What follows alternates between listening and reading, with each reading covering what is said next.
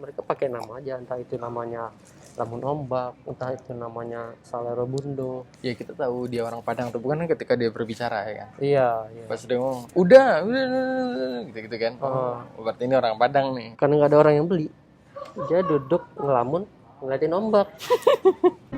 Oke, Jan. Gua tahu satu tempat.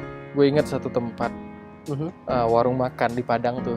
Oh. Namanya Lamun Ombak. Lo tau nggak? Ya, gue pernah makan situ dulu, Lo pernah makan juga ya? waktu SMA. Wih, lama banget ya.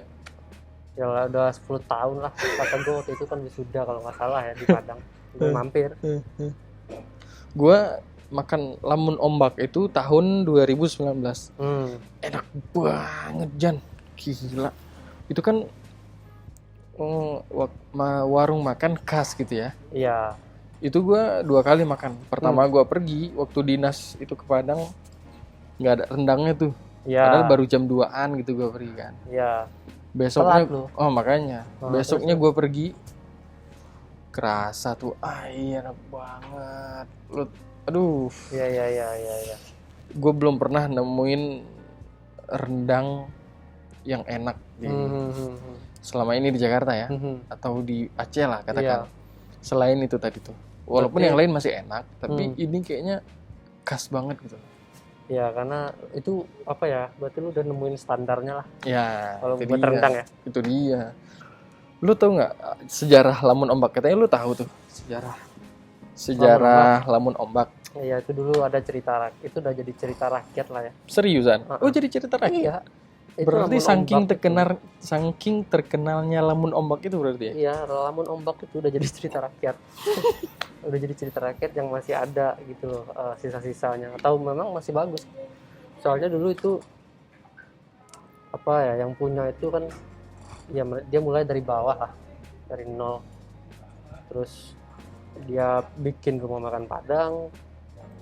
Awal-awalnya itu yang gak seramai sekarang gitu loh. Orang belum tahu kan. Terus dan beberapa orang yang makan di situ tidak kemudian mempromosikan itu, terus orang lain bisa ikut makan gitu, dengan pasti alasannya entah kemahalan, entah tidak enak, antara dua itu dia masih susah lah gitu kan. Jadi setiap hari itu kerjaannya cuman, karena nggak ada orang yang beli, dia duduk ngelamun ngeliatin ombak. Ngeliatin ombak gitu kan, ngeliatin ombak. Nah, gua rasa di situ dia ketemu ide untuk buat ngembangin rumah makannya gitu. Dan namanya Lamun Ombak akhirnya. Oh, gara-gara dia Dia melamun ngeliat gitu ya ombak sambil lihat ombak gitu ya. Itu daerah apa sih? LU kan orang bilang kan? Iya. Daerah apa sih LU itu? Gue nggak terlalu ingat sih apa nama daerahnya itu. Tapi Iya. emang agak pinggiran, bukan di pusat Bukan kota di deh pusat kan? kota.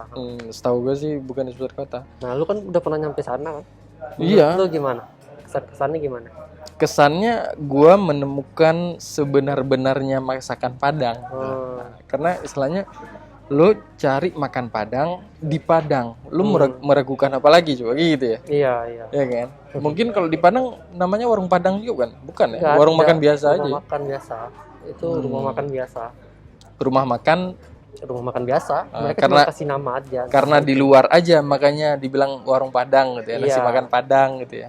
Jadi ditandain lah kalau dia di luar gitu. Tapi kalau di sana mereka pakai nama aja, entah itu namanya Lamun Ombak, entah itu namanya Salero Bundo, Salera Bundo. Iya. Entah itu namanya misalnya Cimpakgo. Iya, tuh ada juga rumah makan Padang tuh berarti. Jadi mereka nggak pakai rumah makan Padang gede-gede kayak di Jakarta. Iya. Yang penting namanya aja gitu ya. Iya. Orang udah tahu kali udah. Simpang Raya. Enggak ada rumah Takanajuwo gitu ya. Takanajuwo. Takanajuwo itu artinya apa sih? Ya kayak teringat kembali. Oh, itu jadi kalau lu makan di sana lu ya enggak ya, itu kan cuman merek kan. Tapi iya, ya, itu merek. Imajinasinya Betul. itu. Kalau lu makan di situ ya gimana ya? Lu bisa teringat kembali lah sama masakan rumah. Soalnya Takanajuwo tuh gue ingat banget. Itu nama warung Padang di Aceh. Yang di dekat rumah gue waktu di Luxmawe. Ada namanya Takanajuwo. Itu gede juga tuh. Iya. Nah, kalau di sini kan banyak warung Padang, tapi yang jualan bukan orang Padang. Jadi masakannya itu masakannya ya lu tahu sendiri kalau yang masak bukan orang Padang gitu. Di sini banyak. Dan gue makan di Minto Harjo sekali kayak gitu. Terus gue makan lagi di waktu gue masih di apa namanya selatan tuh Lenteng Agung. Ada juga. Ya, makannya juga yang jualin non Sumaterans. Non Sumaterans. Oke, baiklah. Nah kalau yang di Aceh gue nggak tahu tuh. Kalau di yang Aceh jualan orang Padang atau orang mana? Sebagian ada orang Aceh malahan. Oh. Sebagian lagi orang Padang memang. Waktu ya kita tahu dia orang Padang tuh bukan ketika dia berbicara ya kan. Iya. Pas dia ngomong, udah gitu kan. Berarti ini orang Padang nih. Itu orang Padang dan dia punya cita rasa, dia punya keahlian yang beda-beda juga di Sumatera Barat itu. Kenapa makanannya itu enak tapi nggak bosenin? Ada satu kuncinya. Apa? Itu kan orang sana yang bikin rumah makan tuh jago masak semua. Karena orang yang nggak bikin rumah makan aja jago. Apalagi orang yang bikin rumah makan gitu kali ya. Tapi mereka punya ciri khas masing-masing, punya cita rasa masing-masing. Ketika lu makan di sini, makan di sana ya sama-sama enak, tapi rasanya beda-beda.